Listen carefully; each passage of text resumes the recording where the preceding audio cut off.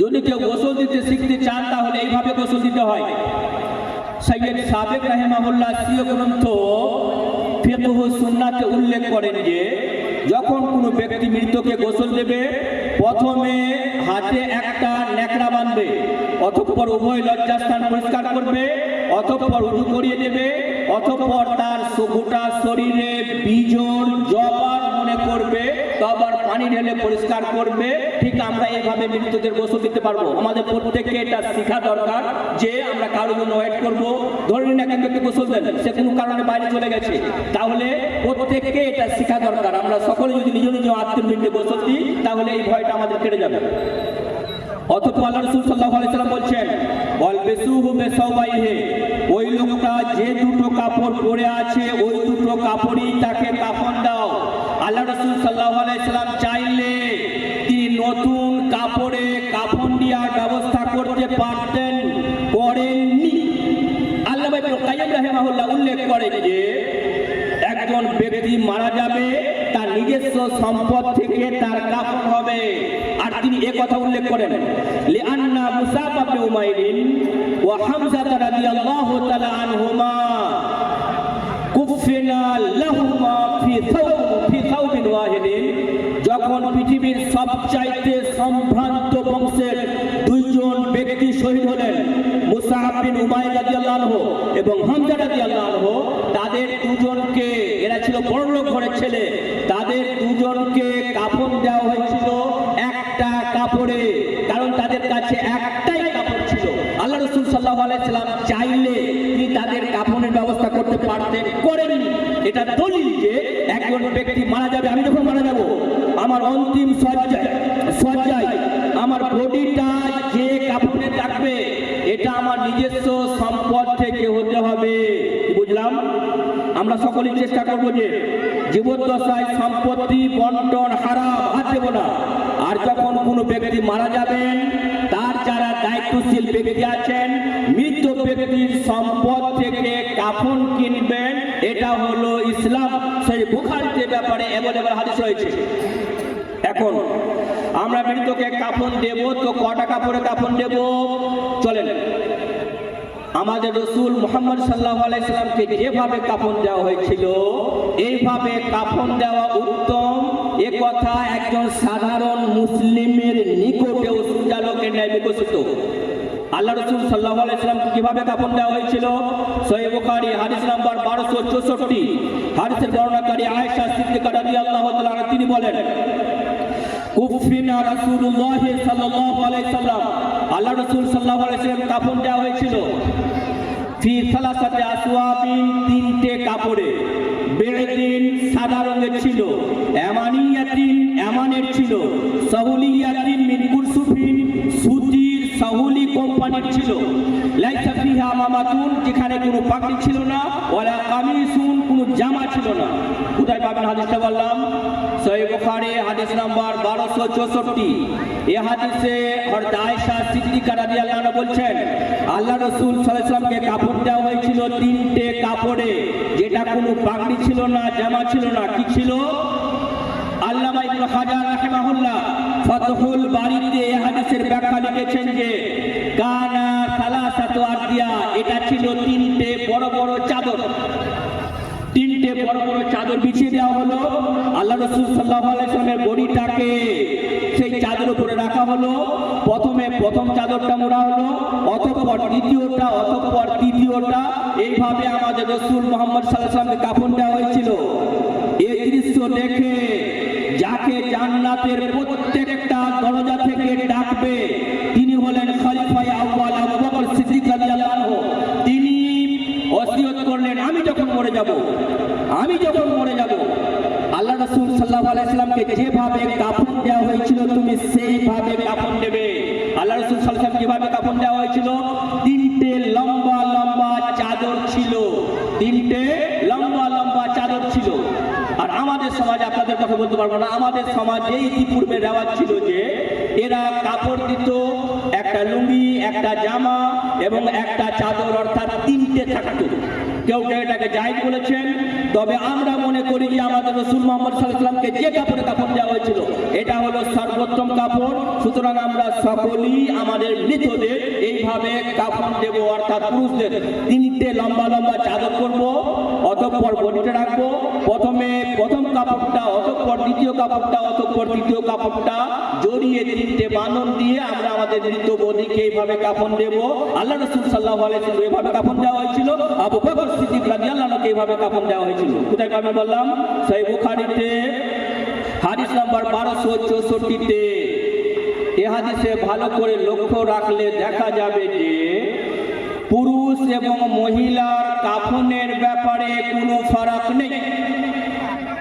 আল্লামা আলবানী রাহিমাহুল্লাহ তার রচিত গ্রন্থ আহকামুল জানায়েজ পৃষ্ঠা নম্বর 84 এই পৃষ্ঠাটি উল্লেখ করেন যে লা ফারকা বাইনা কাফনিল মারআতি ওয়া রাজুল কামা লা ফারকা বাইনা সালাতিল মারআতি ওয়া রাজুল। পুরুষ এবং মহিলার নামাজের মধ্যে যেমন কোনো পার্থক্য নাই, তেমনি পুরুষ এবং মহিলার কাপড়ের মধ্যে, কাফন দেওয়ার মধ্যে কোনো পার্থক্য নাই।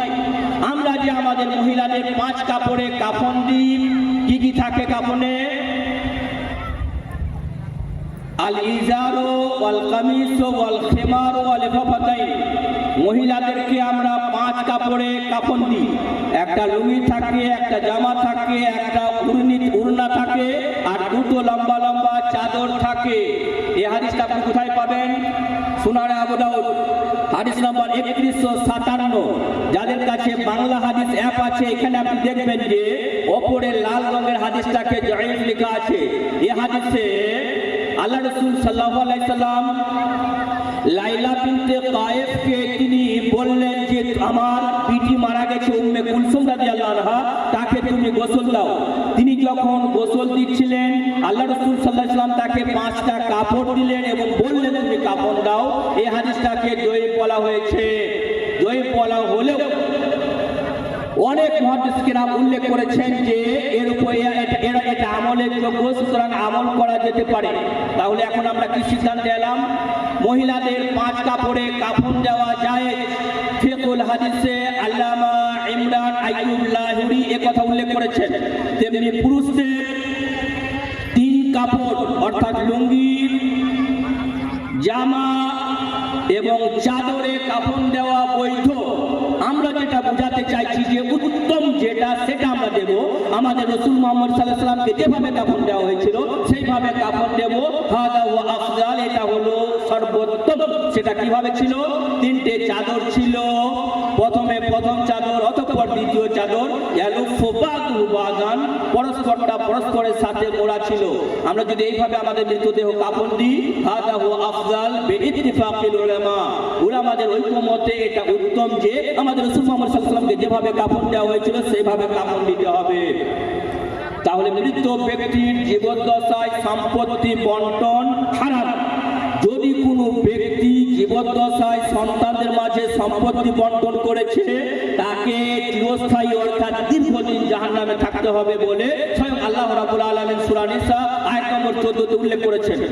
মরে যাওয়ার পরে পর্যায়ক্রমে সম্পত্তি বন্টন হবে 4 ভাগে। এটা ছিল নাম্বার 1 অর্থাৎ কাফন। কি বুঝতে পারলাম? যখন আমাদের মধ্যে কেউ মরে যাবে, আমরা চেষ্টা করব ওই ব্যক্তির কোনো ত্যাক্ত সম্পদ পয়সা আছে কিনা। যদি ত্যাক্ত সম্পদ থাকে সেই থেকে নিয়ে তার কাফন দেব। এটা হলো শরীয়ত। নাম্বার 2, আনতুকদা দুনুহু, তার ঋণ পরিশোধ করতে হবে। তার ঋণ পরিশোধ করতে হবে। ঠিক কেমন ঋণ পরিশোধ করতে হবে? সহিহ বুখারী হাদিস নাম্বার 2299।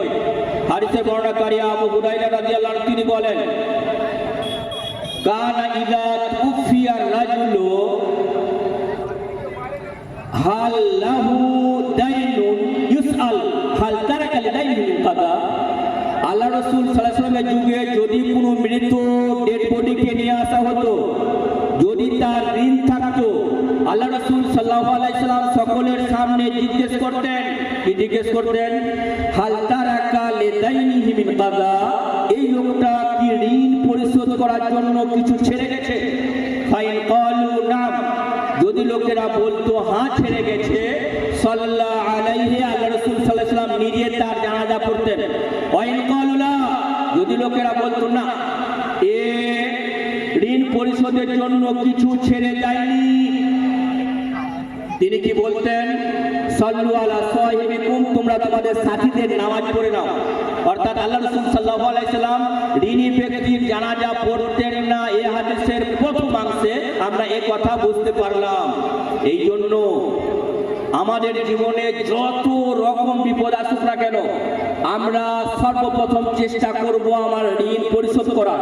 সামান্য একটু আইডিয়া দিই যে ঋণটা কেমন জিনিস। আমাদের রাসূল মুহাম্মদ সাল্লাল্লাহু আলাইহি সাল্লাম আমাদেরকে নির্দেশ প্রদান করেছেন, যখনই তোমরা নামাজ পড়বে প্রত্যেক নামাজের শেষ রাকাতে একটা দোয়া পড়বে। কোথায় পাবেন আপনি? সহিহ বুখারী হাদিস নম্বর 832। হাদিসের বর্ণনাকারী আয়েশা সিদ্দিকা রাদিয়াল্লাহু আনহা তিনি বলছেন, আল্লাহ রাসূল সাল্লাল্লাহু আলাইহি সাল্লাম এই দোয়া করতেন, আল্লাহুম্মা ইন্নী আউযু বিকা মিন আযাবিল কবর ওয়া আউযু বিকা মিন ফিতনাতিল মাসিহিদ দাজ্জাল ওয়া আউযু বিকা মিন ফিতনাতিল মাহইয়া ওয়া ফিতনাতিল মামাত। আল্লাহুম্মা ইন্নী আউযু বিকা মিনাল মা'সামি ওয়াল মাগরাম ওয়া মিনাল মাগরাম। দুরকমই আছে। এখানে কি হলো? আল্লাহ রাসূল সাল্লাল্লাহু আলাইহি সাল্লাম বলেছেন, যখনই তোমরা নামাজ পড়বে তো নামাজের শেষ রাকাতে এই দোয়াটা পড়বে। এই দোয়াটার শেষ বাক্যর এর অর্থ কি হলো?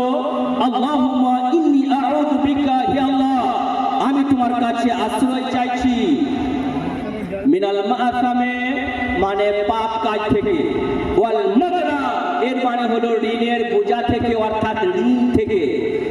বুদ্ধিমান মানুষরা সামান্য একটু আইডিয়া নেন তো যে ঋণ জিনিসটা এমন কি মারাত্মক জিনিস। আমাদের রাসূল মুহাম্মদ সাল্লাল্লাহু আলাইহি ওয়াসাল্লাম বলেছেন, যখনই নামাজ পড়বে প্রত্যেক নামাজের শেষ রাকাতে এই দোয়াটা পড়বে। ক্বালা লাহু কাইলুন, তাকে একজন ব্যক্তি বললেন, ইয়া রাসূলুল্লাহ আকসারা মা তাস্তাইযু মিনাল মাগরাম, আপনি কেন এত বেশি ঋণ থেকে আশ্রয় চাইছেন?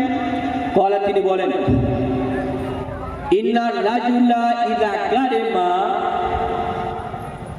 হাদাসা ফাকাদাবা, যখন কোনো ব্যক্তি ঋণী হয়ে যায় তখন সে কথা বলে তো মিথ্যা কথা বলে, অটোমেটিক মিথ্যার আশ্রয় নিতে হয়।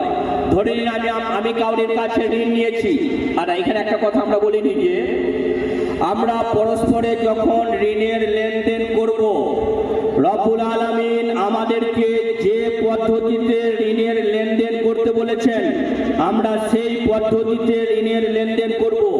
সূরা বাকারা আয়াত নম্বর 282। আল্লামা ইবনে কাসির রাহিমাহুল্লাহ বলেন, আতওয়ালু আয়াতিন ফিল কুরআনিল আযীম, কুরআনুল আযীম, কুরআনুল কারীমে যত আয়াত আছে এই আয়াতসমূহের মধ্যে সর্বাধিক লম্বা আয়াত হলো সূরা বাকারা আয়াত নম্বর 282। এই আয়াতে আল্লাহ তাআলা ঋণের কথা উল্লেখ করেছেন, এই জন্য এই আয়াতের নাম হলো আয়াতুদ দাইন, মানে ঋণের আয়াত। এই আয়াতে রব্বুল আলামিন আমাদেরকে নির্দেশ প্রদান করছেন, ইয়া আইয়ুহাল্লাযীনা আমানু, হে ওরা যারা ঈমান এনেছো, সবাইকে নয় কেবলমাত্র মুমিনদেরকে, ইযা তাদায়ানতুম বিদাইনিন ইলা আজালিন মুসাম্মা, যখন তোমরা পরস্পরে ঋণের আদান প্রদান করবে নির্দিষ্ট সময়ে, ফাকতুবু, তা তোমরা লিখে রাখবে, ওয়ালা ইয়াকতুব বাইনাকুম কাতিবুম বিল আদল, তোমাদের মাঝে একজন ব্যক্তি ন্যায় পরায়ণভাবে লিখবে।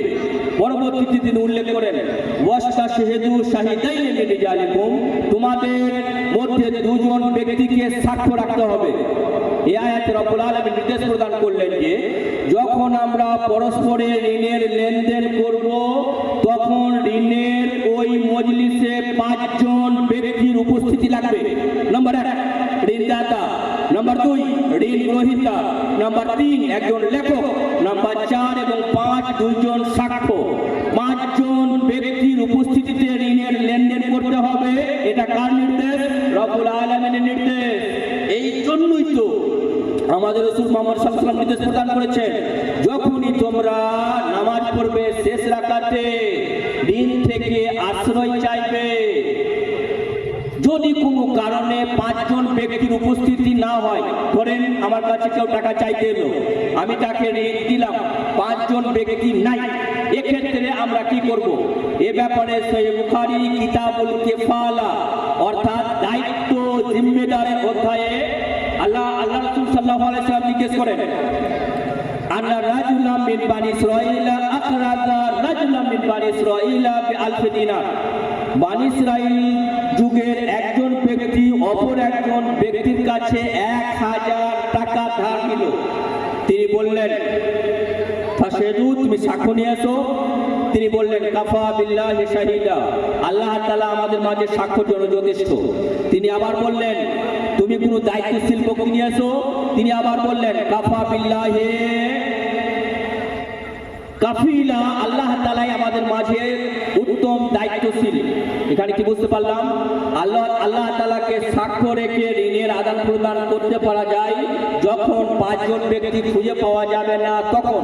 তাহলে সূরা বাকারা আয়াত নম্বর 282, ঋণের লেনদেনের সময় 5 জনের ব্যক্তি উপস্থিত থাকতে হবে। আল্লাহ রাসূল সাল্লাল্লাহু আলাইহি ওয়াসাল্লাম সহিহ বুখারী প্রথম খণ্ডের কিতাবুল কাফালার অধ্যায়ে উল্লেখ করেছেন যে যদি আল্লাহকে সাক্ষী রেখে ঋণের আদান প্রদান করেন, হাদা হুয়া জায়েজ, এটাও বৈধ। সুতরাং আমরা কি করব? ঋণের যে শরীয়তের নিয়মাবলী বলা হয়েছে সেই নিয়ম আমরা ফলো করব। কেন ঋণের জন্য এত কড়া নিয়ম? এই হাদিসটা শুনেন তো, সুনানে নাসাই হাদিস নম্বর 46-84, আল্লাহ রাসূল সাল্লাল্লাহু আলাইহি ওয়াসাল্লাম বলেন, ওয়াল্লাযী নাফসি বিয়াদিহি ওয়ালাউ আন্না রাজুলান কুতিলা ফি সাবিলিল্লাহি সুম্মা উহিয়া সুম্মা কুতিলা সুম্মা উহিয়া মা দাখালাল জান্নাতা হাত্তা ইউকদা আনহু দাইনুহু। কি বলছেন আমাদের রাসূল মুহাম্মদ সাল্লাল্লাহু আলাইহি ওয়াসাল্লাম? ওই সত্তার শপথ যে সত্তার হাতে আমার প্রাণ, ওয়ালাউ আন্না রাজুলান কুতিলা ফি সাবিলিল্লাহি, যদি কোনো ব্যক্তিকে আল্লাহর রাস্তায় হত্যা করা হয়, সুম্মা উহিয়া, আবার তাকে জীবিত করা হয়, সুম্মা উহিয়া, আবার তাকে হত্যা করা হয়। আপনারা জানেন যারা আল্লাহর রাস্তায় শহীদ হয় তাদের কত বড় ফজিলত। আল্লাহ তাআলা সূরা বাকারা আয়াত নম্বর 154 তে উল্লেখ করেন, ওয়ালা তাকুলু লিমান ইউকতালু ফি সাবিলিল্লাহি আমওয়াত, তোমরা বলো না ওদেরকে মৃত যারা আল্লাহর রাস্তায় শহীদ হয়েছে, বাল আহইয়া, বরং ওরা জীবিত, ওয়ালাকিন লা তাশউরুন, কিন্তু তোমরা অনুভব করতে পারো না। আল্লাহর রাস্তায় যারা শহীদ হয় তাদের এত বড় মর্যাদা, স্বয়ং আল্লাহ রাব্বুল আলামিন ওই লোকটাকে মৃত বলতে নিষেধ করছেন, বরং তিনি জীবিত। সহিহ বুখারীতে এর ব্যাখ্যা, সহিহ মুসলিমের ব্যাখ্যা কি আছে? ইন্না আরওয়াহা শুহাদায়ে তাসরাহনা ফিল জান্নাতি হাইসু শিত, শহীদের রূহগুলো জান্নাতের একটা সবুজ রঙের পাখিতে ভরে দেওয়া হয়। জান্নাতে যে কোনো সময় যে কোনো জান্নাতে তারা ঘুরে বেড়াতে পারে, তাদের জন্য কোনো বাধা নিষেধ নেই। একজন ব্যক্তি শহীদ হয়েছে তার এত বড় সম্মান।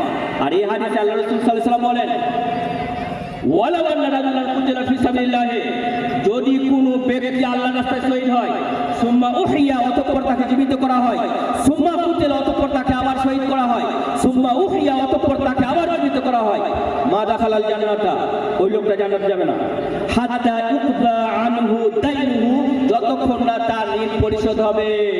বুঝতে পারলাম? ঋণ আছে অর্থাৎ আমার নসিবে জান্নাত নাই। কেন বলেন তো? এটা হলো হুকুকুল ইবাদ, বান্দার হক। আমি সেই বান্দা মাফ না করলে রব্বুল আলামিন আমাকে মাফ করবেন না। এই জন্য আমরা যারা ঋণী সব কাজ বাদ দিয়ে প্রথমে ঋণ পরিশোধ করি। এই জন্য আমাদের রাসূল মুহাম্মদ সাল্লাল্লাহু আলাইহি ওয়াসাল্লাম বলেন, যদি কোনো ব্যক্তি মান আখাযা আমওয়ালান নাস ইউরিদু ইতলাফাহা আতলাফাহুল্লাহ, যদি কোনো ব্যক্তি কারোর কাছে ঋণ নেয় আর তার ইচ্ছা জানে পরিশোধ করবো না, আল্লাহ তাআলা ওই লোকটাকে ধ্বংস করবেন। কি বুঝতে পারলাম? আমি ঋণ নিলাম অতঃপর পরিশোধ করলাম না, রব্বুল আলামিন ওই লোকটাকে দুনিয়াতে ধ্বংস করবেন। আর আমরা যারা আলোচনা করি এটা আমাদের বিশ্বাস। All talks of our Prophet Muhammad peace be upon him are absolutely correct. আমাদের রাসূল মুহাম্মদ সাল্লাল্লাহু আলাইহি ওয়াসাল্লাম যা বলেন সবটাই সত্য, এটা আমাদের মুসলিমদের বিশ্বাস। তিনি বলেছেন আল্লাহ তাআলা ওই লোকটাকে কি করবেন না? মাফ করবেন না। সুতরাং আল্লাহ তাআলা ওই লোকটাকে মাফ করবেন না যতক্ষণ না তার ঋণ হবে, ঋণ পরিশোধ হবে। যদি কোনো ব্যক্তি ঋণী হয় আর তার ইচ্ছা আমি ঋণ শোধ করবো না, আতলাফাহুল্লাহ, আল্লাহ তাআলা ওই লোকটাকে ধ্বংস করবেন। আর তারপরে হাদিস শুনেন, আল্লাহ রাসূল সাল্লাল্লাহু আলাইহি ওয়াসাল্লাম বলেন, মান আখাযা আমওয়ালান নাসি ইউরিদু আদাহা, যদি কোনো ব্যক্তি কারোর কাছে ঋণ নেয়, তার ইচ্ছা যে আমি ঋণ শোধ করবই, ঋণ শোধ করবই, আল্লাহ রাব্বুল আলামিন ওই লোকটাকে মারবেন না। ইউরিদু আদাহা আদাল্লাহু আনহু, আল্লাহ তাআলা তার পক্ষ থেকে ঋণ পরিশোধ করে দেবেন। বুঝতে পারলাম? আমরা যারা ঋণী, কেবলমাত্র আমি দৃঢ় প্রতিজ্ঞাবদ্ধ হব যে আমি ঋণ আমি পরিশোধ করবই। এই জন্য আমি সব কাজ বাদ দিয়ে প্রথমে ঋণ পরিশোধ করব। যদি কোনো কারণে ওই লোকটা হার্ট অ্যাটাক করে মারা যায়, রব্বুল আলামিন তার ঋণ পরিশোধের ব্যবস্থা করবেন। কিভাবে ব্যবস্থা করবেন? এই হাদিস শুনুন। ফালাম্মা ফাতাহাল্লাহুল ফুতুহা, যখন আল্লাহ তাআলা অনেক যুদ্ধে বিজয় প্রদান করলেন, এখন বাইতুল মালে অনেক সম্পদ তিনি উদ্দাত্ত কণ্ঠে ঘোষণা করলেন, আনা আউলা বিল মুমিনিনা মিন আনফুসিহিম, আমি হচ্ছি মুমিনের সবচাইতে নিকটাত্মীয়। মান তারাকা মালান ফালিওয়ারাসাতিহি, যে ব্যক্তি সম্পদ ছড়ে গেল এটা তার ওয়ারিসদের মাঝে বন্টন হবে। ওমান তারাকা কাল্লান আইদাইনান, যে ব্যক্তি ঋণ ছড়ে গেল, ঋণ ছেড়ে গেল, ফাইলাইয়া, এটা আমার দায়িত্ব, আমি ঋণ তার পক্ষ থেকে আদায় করে দেব। আল্লাহ রাসূল সাল্লাল্লাহু আলাইহি সাল্লাম যদি কোনো ঋণী ব্যক্তি মারা যেতেন আর ঋণ পরিশোধের জন্য তার ত্যাক্ত সম্পদ নাই, তখন তিনি বাইতুল মাল থেকে ঋণ পরিশোধ করতেন। কেন? এই জন্য করতেন যে আমাদের মাঝে ওই লোকটা নামাজ পড়তো, ঋণ আছে, ঋণ ছিল বলে ওই লোকটার নসিবে জান্নাত নাই। আর এটা আমরা কি করে চাইবো যে আমাদের মাঝে একজন ব্যক্তি নামাজ পড়ছিল আর তার ঋণ ছিল, ঋণ শোধ করতে পারেনি, মারা গেল, আর লোকটা জান্নাতে যাবে না। এই জন্য আমরা যারা সমাজের দায়িত্বশীল ব্যক্তি, মসজিদের কমিটি, তাদের ঘাড়ে এই দায়িত্ব বর্তাবে। আমাদের কোনো মুসল্লি যদি হঠাৎ হার্ট অ্যাটাক করে মারা যায়, ওর ঋণ আছে, ঋণ পরিশোধ করার জন্য কিছু ছেড়ে যায়নি, তখন মসজিদ কর্তৃপক্ষ এর ঋণ পরিশোধ করবে। মসজিদ কর্তৃপক্ষ কি তার নিজের প্যাকেট থেকে টাকা দিয়ে তার ঋণ পরিশোধ করবেন? দরকার নেই। এর জন্য শরীয়ত অপশন আছে। সূরা তাওবা আয়াত নম্বর 60, আল্লাহ তাআলা বলেন, ওয়াল গারিমিন, যারা ঋণী তাদের জন্য যাকাতের একটা খাত উল্লেখ করা হয়েছে। সুতরাং মসজিদ কমিটি এলাকার বিশিষ্ট বড় লোকদের কাছ থেকে যাকাতের পয়সা আদায় করবেন। অতঃপর যে ব্যক্তি ঋণ পরিশোধ করতে পারেনি, মারা গেছেন, তার ত্যাক্ত সম্পদ নাই, তার ঋণ পরিশোধ করবেন। এটা মসজিদ কমিটির দায়িত্ব বর্তায়। আল্লাহ রাসূল সাল্লাল্লাহু আলাইহি সাল্লাম নেন সেই দায়িত্ব সমাজের যারা কর্তব্য দায়িত্বশীল ব্যক্তি আছেন তাদের ঘাড়ে এই জিনিসটা বর্তাবে।